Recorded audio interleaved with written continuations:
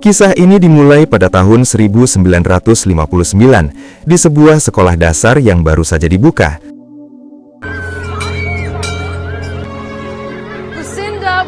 Seorang guru sedang menjelaskan kepada para murid tentang sebuah proyek bernama Kapsul Waktu. Kapsul tersebut merupakan sebuah tabung baja yang akan dikubur di halaman sekolah dan direncanakan untuk dibuka 50 tahun kemudian. Setiap murid diminta menggambar sesuatu yang mewakili pandangan mereka tentang masa depan yang nantinya akan dilihat oleh generasi berikutnya 5 dekade setelahnya. 60 years from today, sound exciting? Sebagian besar anak menggambar hal-hal imajinatif seperti mobil terbang, kota futuristik, dan robot.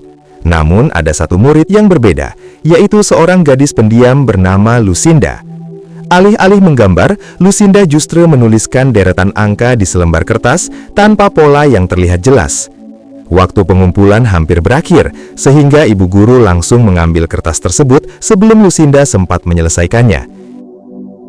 Seluruh hasil karya murid kemudian dikumpulkan, dimasukkan ke dalam tabung baja, dan dikubur di halaman sekolah melalui sebuah acara resmi. Namun setelah acara tersebut berakhir, terjadi sesuatu yang tidak biasa.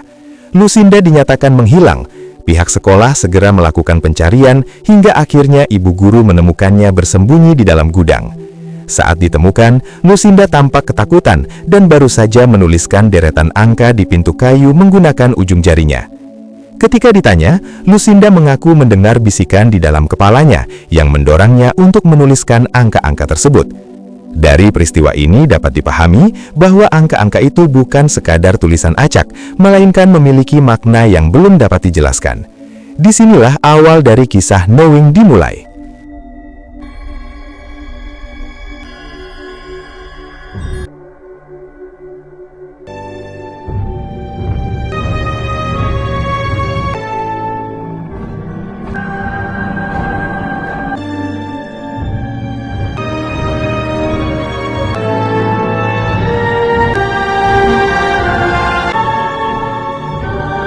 Lima 50 tahun berlalu dan cerita beralih kepada seorang pria bernama John, seorang profesor astrofisika sekaligus ayah tunggal. Ia hidup bersama putranya, Caleb, setelah kehilangan istrinya 2 tahun sebelumnya, dan meskipun waktu telah berlalu, bayangan kepergian tersebut masih sulit dilupakan oleh mereka berdua.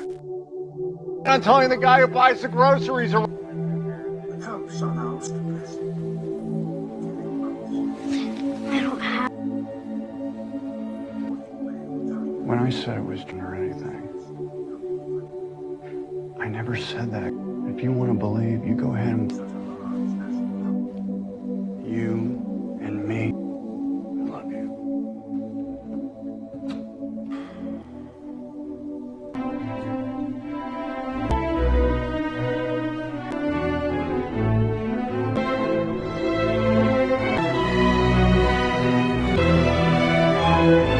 Suatu pagi, John terlihat sedang mengajar di kampus, menjelaskan tentang asal-usul alam semesta sambil menyampaikan pandangannya bahwa segala sesuatu terjadi secara kebetulan. Ia berpendapat bahwa kehidupan di bumi terbentuk melalui proses panjang yang penuh percobaan dan kegagalan, hingga akhirnya tercipta tata surya, planet, dan kehidupan seperti yang dikenal saat ini. But then there's the other side of the argument. Says it's all complex, yet inevitable. There is no grand meaning. Well, what do you believe? But that's me. Setelah selesai mengajar, John pergi ke sekolah Caleb untuk menghadiri acara peringatan 50 tahun berdirinya sekolah dasar tersebut. Sekolah yang sama seperti di awal cerita itu, kini kembali membuka kapsul waktu yang telah terkubur selama setengah abad.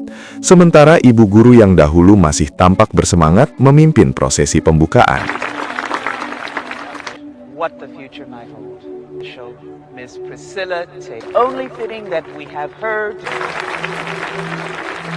Sesuai tradisi yang telah ditetapkan sejak 50 tahun lalu, kapsul waktu berisi gambar-gambar dari para murid generasi pertama dibuka dan dibagikan kepada para siswa masa kini, yang sebagian besar merupakan keturunan dari para murid tersebut.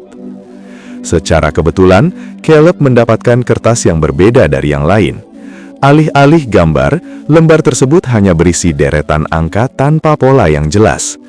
Tidak lama kemudian, Caleb melihat sosok pria misterius berpakaian hitam yang berdiri di kejauhan dan menatapnya tanpa suara, seolah berusaha berkomunikasi langsung melalui pikirannya. Sesampainya di rumah, John menyadari bahwa Caleb membawa pulang kertas tersebut, lalu menegurnya dengan lembut dan mengingatkan agar tidak terbiasa membawa barang yang bukan miliknya. We're supposed to bring this home. That's good. I don't know, but it's not.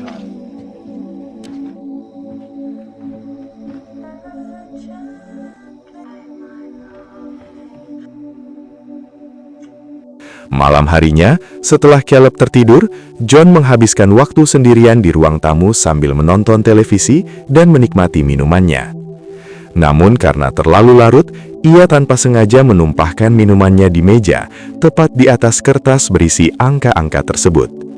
Saat membersihkannya, John memperhatikan tulisan di kertas itu dengan lebih saksama dan mulai menyadari sesuatu yang tidak biasa.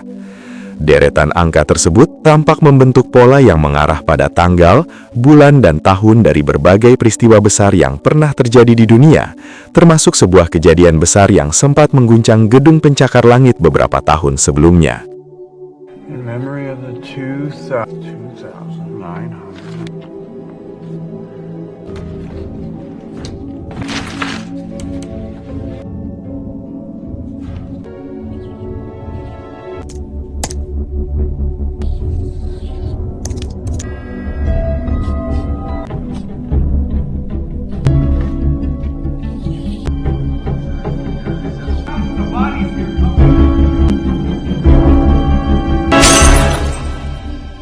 Dad, we're gonna be late! Dad. Am I awkward? Bye. Look at this. Look at the numbers beside. Keesokan harinya, John mendatangi sahabat sekaligus rekan sesama ilmuwan bernama Phil. Ia ingin menunjukkan penemuannya dan meyakinkan bahwa angka-angka tersebut merupakan petunjuk atas kejadian yang telah dan mungkin akan terjadi di masa depan.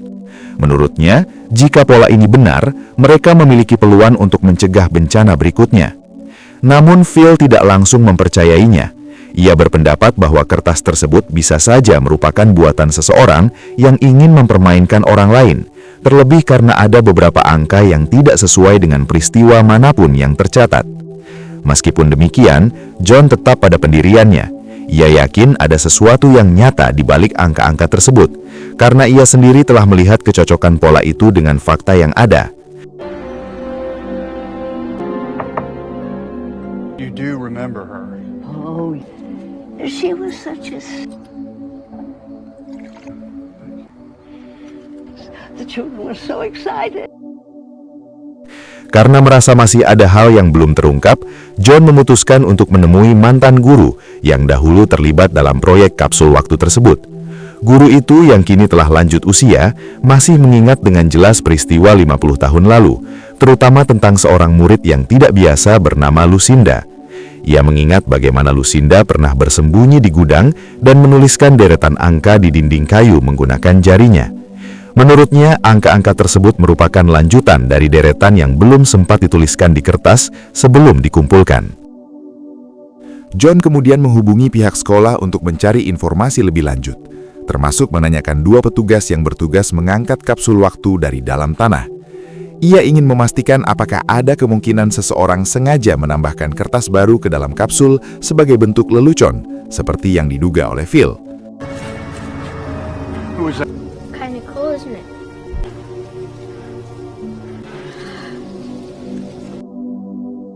Ketika John masih berusaha menelusuri informasi tentang Lucinda, ia dikejutkan oleh kedatangan adiknya, Grace. Ia datang untuk menyampaikan pesan dari orang tua mereka yang telah lama berharap John berkunjung. Sejak kepergian istrinya, John memang cenderung menutup diri dan jarang berinteraksi dengan keluarga. Ia lebih sering menghabiskan waktu sendirian di rumah sepulang bekerja, berusaha menenangkan diri dengan caranya sendiri. Can't you let it go? He doesn't have to. Right. Right. You know it's what Allison wants. Okay, I'm going. For asking. I have to get up early. Okay. Malam pun tiba. Dan seperti biasa, John menghabiskan waktu sendirian di ruang tamu sambil menonton televisi dan menyesap minumannya. Ia terus mencari berita yang mungkin sesuai dengan prediksi dari angka-angka yang telah ia temukan, berharap ada petunjuk yang dapat memperkuat dugaannya. Namun setelah beberapa jam berpindah dari satu saluran ke saluran lainnya, tidak ada satupun berita yang sesuai dengan daftar angka di kertas tersebut. Keesokan harinya, hujan turun cukup deras. John bangun lebih siang dari biasanya karena begadang semalam, sehingga ia terlambat menjemput Caleb yang telah menunggu cukup lama di sekolah. Dalam perjalanan menuju ke sana, jalanan dipenuhi kendaraan dan kemacetan tidak dapat dihindari. Saat terjebak di tengah kemacetan, John secara tidak sengaja memperhatikan angka koordinat yang muncul di layar penunjuk posisi mobilnya. Seketika ia merasa angka tersebut tidak asing.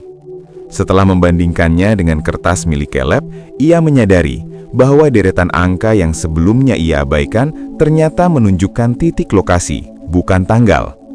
Hal yang membuatnya terkejut, lokasi tersebut adalah tempat di mana ia berada saat itu. Beberapa saat kemudian, terdengar suara keras dari langit. Sebuah pesawat kehilangan kendali dan jatuh di area sekitar jalan tersebut, menimbulkan kepanikan besar.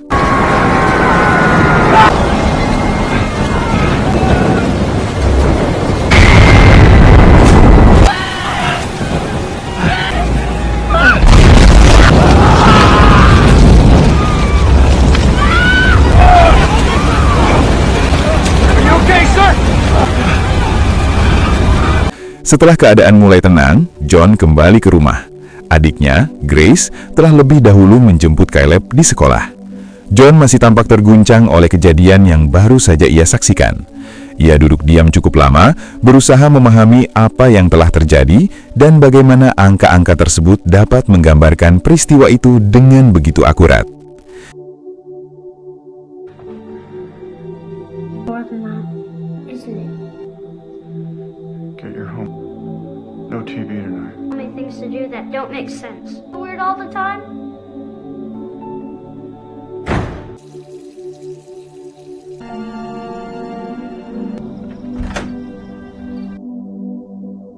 Tidak lama kemudian, Phil datang ke rumah setelah melihat berita mengenai kecelakaan pesawat tersebut.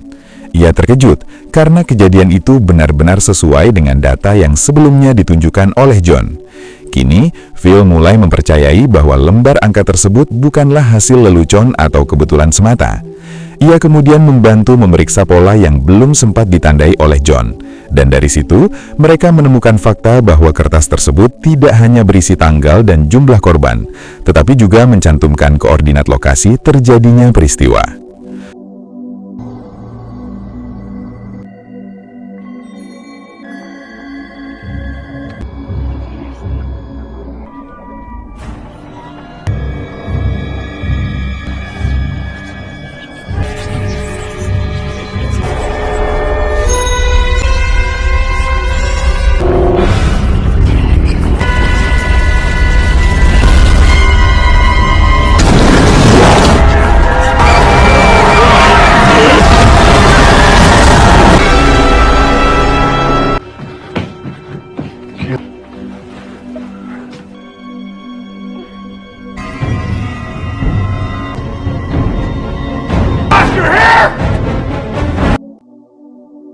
Keesokan harinya, setelah memperoleh informasi dari guru di sekolah, John memutuskan untuk pergi ke alamat tempat tinggal Lucinda. Namun setibanya di sana, ia hanya bertemu dengan Putri Lucinda beserta cucunya. Karena merasa ada hal penting dari keluarga tersebut, John kemudian mengikuti mereka secara diam-diam hingga ke sebuah museum. Dan di tempat itu, ia mulai mencoba melakukan pendekatan untuk mengetahui lebih jauh tentang Lucinda. Perempuan itu bernama Diana, putri dari Lucinda yang dahulu menuliskan deretan angka misterius tersebut. Sementara gadis kecil yang belakangan sering bermain bersama Caleb adalah Abby, anak dari Diana, yang berarti cucu dari Lucinda. Sounds just... He is an expert. Dad, can we... Sure, that'd be nice. Di sebuah restoran, John memberanikan diri menanyakan hal yang cukup sensitif. Dengan nada serius, ia bertanya apakah benar Lucinda memiliki kemampuan khusus seperti indera keenam atau kekuatan psikis di luar nalar. Pertanyaan itu membuat Diana tampak tidak nyaman. MIT. My son goes to in a time capsule. It's a list of... I don't know what any of this And I is thought about. if I could talk that there are people like your... Ia merasa tersinggung dan memilih meninggalkan meja tanpa banyak bicara. Namun sebelum pergi, John sempat menyampaikan hal penting, bahwa ada satu tanggal terakhir dalam catatan Lucinda yang belum terjadi, yaitu 19 Oktober, hanya 3 hari lagi, dengan jumlah korban yang diperkirakan mencapai 33 orang. Sementara satu hal yang belum ia pahami adalah lokasi terjadinya peristiwa tersebut. Malam harinya, saat berada di rumah, John mendengar berita di televisi mengenai adanya ancaman serangan yang sedang diwaspadai. Belum dapat dipastikan apakah ancaman tersebut nyata atau hanya peringatan, namun naluri John langsung bereaksi. Ia segera mengambil kertas berisi angka tersebut dan mencoba mencari lokasi yang sesuai dengan pola yang tersisa. Hasilnya mengarah ke pusat kota. Keesokan paginya, rasa cemas John masih belum hilang. Ia khawatir pihak berwenang tidak menanggapi serius peringatannya. Karena itu, ia memutuskan menitipkan Caleb kepada adiknya, Yuli, agar anaknya tetap aman, lalu pergi sendiri ke kota untuk memastikan situasi.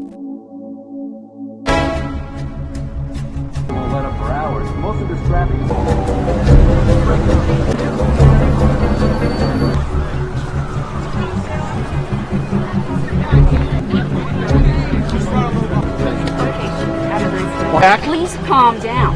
If you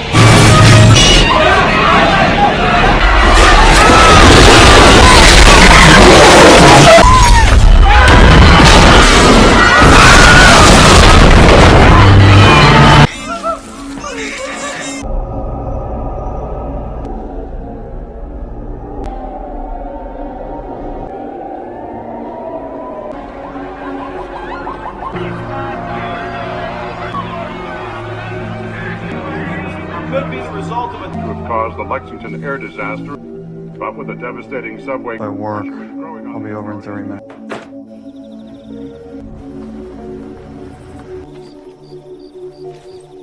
Caleb, go inside.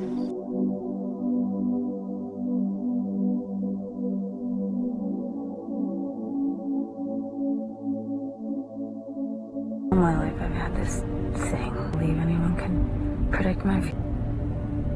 We all die. My wife was on a smoke inhalation. Died. I always thought you were supposed to... Nothing. Blowing leaves off the lawn. From then on, I decided if it's just a... Then I got that list. I need to know.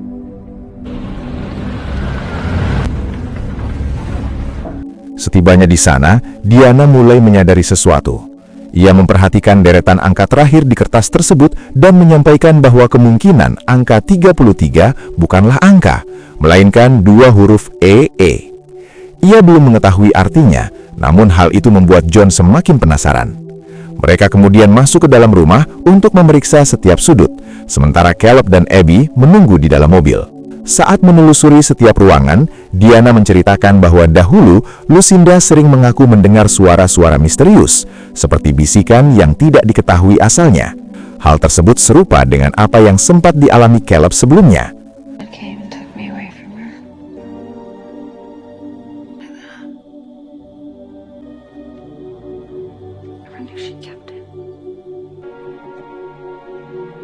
Di salah satu ruangan, mereka menemukan sebuah gambar yang menggambarkan seseorang menerima pesan dari langit, seolah sebuah isyarat dari kekuatan yang lebih tinggi.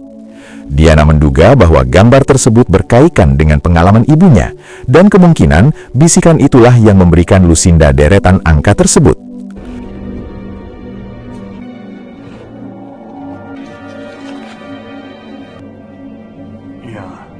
tidak berhenti di situ, John menemukan sebuah batu hitam yang tersembunyi di bawah tempat tidur.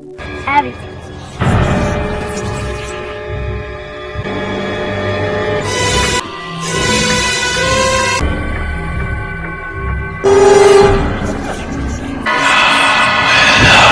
Saat diangkat, terlihat tulisan yang dibuat oleh Lucinda.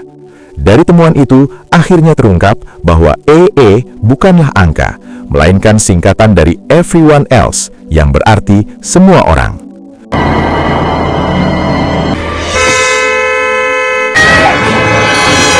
Caleb, today. Suara aneh terdengar, seolah ada seseorang yang membisikkan sesuatu kepada mereka.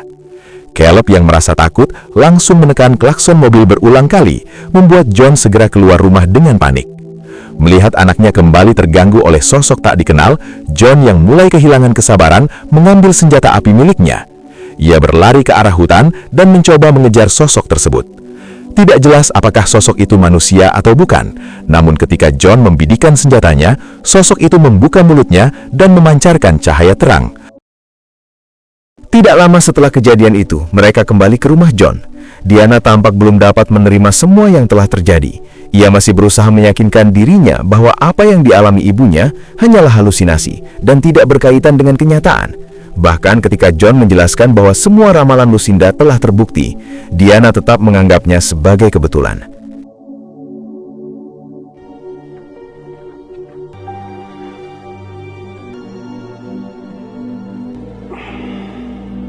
Caleb, you really need to sit here. Sometimes like Abby can.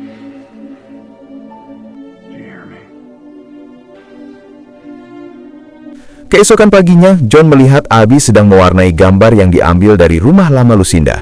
Saat ditanya, Abby menjawab bahwa gambar tersebut adalah matahari. Dari situ, John mulai menyadari bahwa kemungkinan ramalan terakhir bukan berkaitan dengan peristiwa buatan manusia, melainkan sesuatu yang berasal dari luar bumi.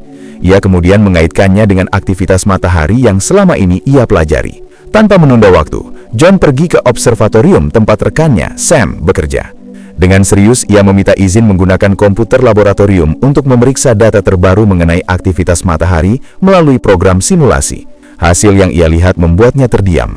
Data menunjukkan bahwa matahari berada dalam kondisi tidak stabil dan dalam waktu dekat akan mengalami ledakan besar dengan energi yang dapat merusak lapisan pelindung bumi dan membakar permukaannya.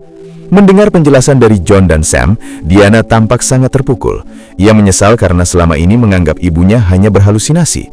Namun penyesalan itu tidak dapat mengubah keadaan. Waktu terus berjalan dan mereka harus segera mencari tempat yang mungkin dapat melindungi diri. Diana kemudian teringat pada sebuah gua yang sering ia kunjungi saat kecil. Sebuah tempat terpencil yang menurutnya cukup dalam dan mungkin dapat menjadi satu-satunya tempat aman untuk bertahan dari peristiwa besar yang akan terjadi. John dan kedua anak itu segera kembali ke rumah untuk bersiap. Saat mengemasi barang-barang penting, tanpa sengaja John menemukan sebuah foto lama dirinya saat masih kecil bersama kedua orang tuanya. Foto yang telah lama tersimpan itu membuatnya terdiam sejenak, karena selama ini ia jarang berkunjung ke rumah ayahnya. Allison wanted me to call you, or that I'd call you. Dengan nada terburu-buru namun tetap tenang, ia menelpon ayahnya dan memintanya segera mencari perlindungan di ruang bawah tanah. Namun sang ayah merespons dengan tenang. Ia adalah sosok yang religius dan percaya bahwa segala sesuatu berada dalam kehendak Tuhan. Baginya, kematian bukanlah hal yang perlu ditakuti, karena ketika waktunya tiba, tidak ada yang dapat menghindarinya. Ia menyampaikan bahwa dirinya siap menghadapi apapun yang akan terjadi.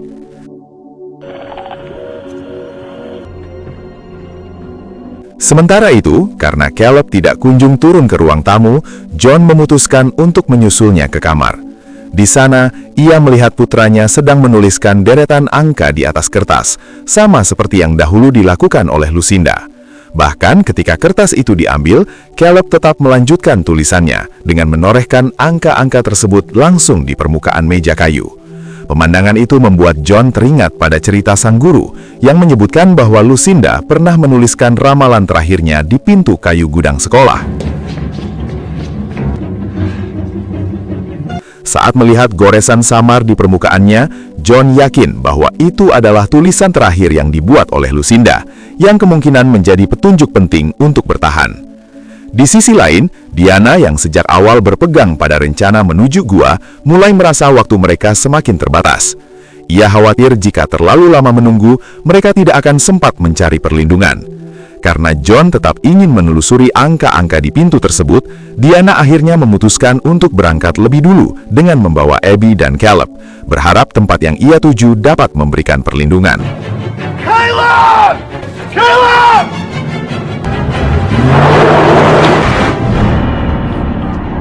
Are we hiding from the Whisper people? They know where we are. Talk to you. They whisper. Oh my dad! Diana yang sedang dalam perjalanan berhenti di sebuah pom bensin untuk mengisi bahan bakar. Saat melakukan pembayaran, siaran darurat dari pemerintah muncul di televisi, mengumumkan adanya ancaman besar dari aktivitas matahari yang diperkirakan akan berdampak ke bumi dalam beberapa jam ke depan.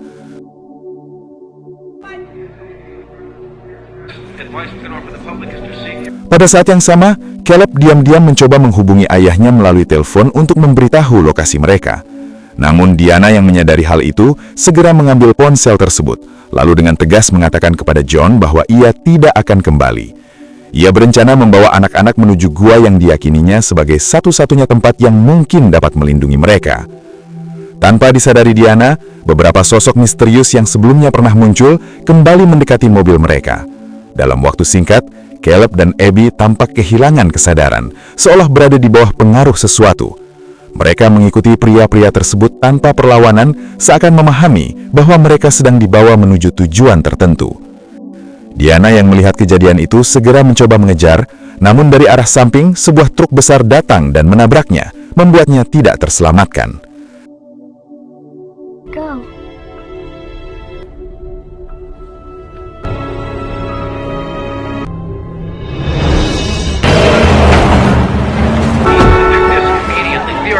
Gonna wake up tomorrow morning. The 9-year-old kid! Some guy took the lady. Go lock the door! Stop that!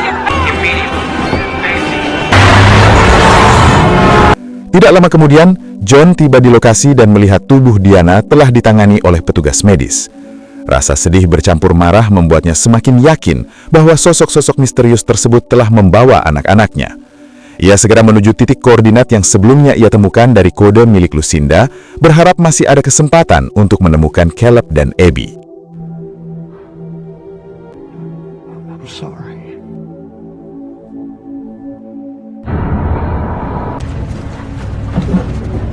Setibanya di lokasi, John menemukan sebuah area terpencil di tengah hutan yang dipenuhi batuan hitam mengkilap, mirip dengan batu yang pernah ia lihat sebelumnya.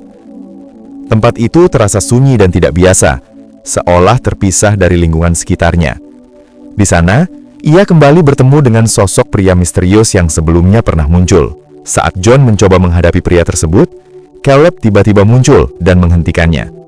Ia memohon agar ayahnya tidak melakukan tindakan apapun, lalu menjelaskan bahwa pria-pria misterius itu bukan ancaman. Where's Caleb? Dad, don't! It's okay, Dad. I'm okay. With him. Your mom wanted to be here, honey. Message ahead of him. To prepare. Who are you? Saat John mencoba menanyakan siapa mereka, dari mana asalnya, dan apa tujuan kedatangan mereka, tiba-tiba angin bertiup kencang. Suara gemuruh terdengar dari kejauhan. Lalu sebuah benda bercahaya besar perlahan turun dari langit. Cahaya itu sangat terang hingga membuat semua orang menutup mata sejenak. Ketika cahaya mulai mereda, John menyadari bahwa benda tersebut bukan pesawat biasa, melainkan sebuah pesawat luar angkasa. Tidak ada yang menduga sebelumnya bahwa sosok misterius yang selama ini mereka anggap manusia, ternyata bukan berasal dari bumi. Mereka adalah makhluk luar angkasa yang datang dengan tujuan menyelamatkan sekelompok orang terpilih untuk memulai kehidupan baru di planet lain. Sebuah tempat yang diyakini masih aman dari peristiwa yang akan terjadi di bumi. Namun ketika John mencoba ikut bersama mereka, salah satu makhluk itu menghentikannya. Mereka menjelaskan bahwa hanya orang-orang tertentu yang dapat ikut, yaitu mereka yang mampu mendengar bisikan misterius, seperti yang pernah dialami oleh Lucinda dan beberapa anak dari berbagai belahan dunia. Caleb termasuk di dalamnya, sementara John tidak menyadari bahwa dirinya bukan bagian dari kelompok tersebut. John berusaha menenangkan diri dan dengan berat hati meminta Caleb untuk pergi. Ia meyakinkan putranya bahwa keputusan ini adalah yang terbaik, dan suatu saat nanti mereka akan kembali bertemu di tempat yang lebih baik. Beberapa saat kemudian, pesawat luar angkasa itu perlahan terangkat ke langit. Ternyata, bukan hanya satu pesawat yang muncul, melainkan banyak yang tersebar di berbagai penjuru dunia. Semua tampak bersinar di langit malam, seolah menjadi harapan terakhir bagi mereka yang terpilih.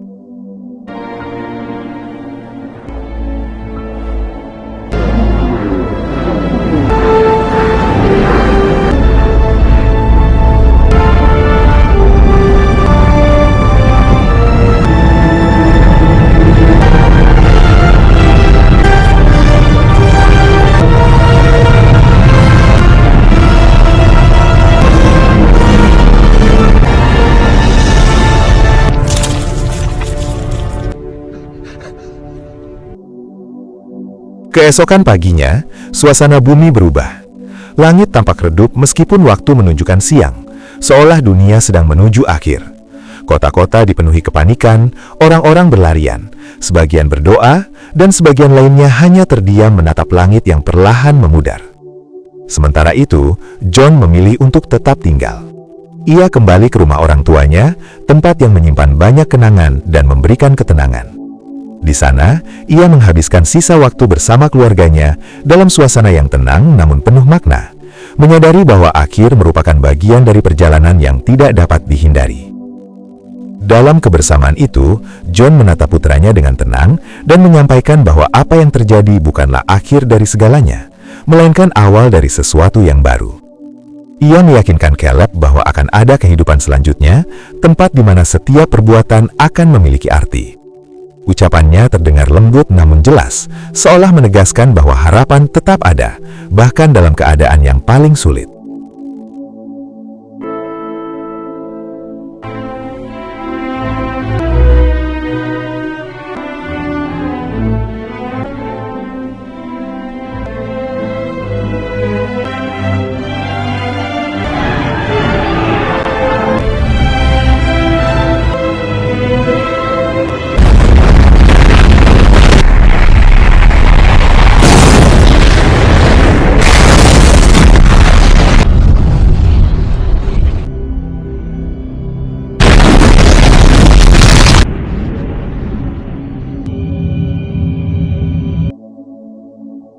Beberapa saat kemudian, ketika kehidupan di bumi benar-benar berakhir, kisah ini berlanjut ke tempat yang jauh dari tata surya.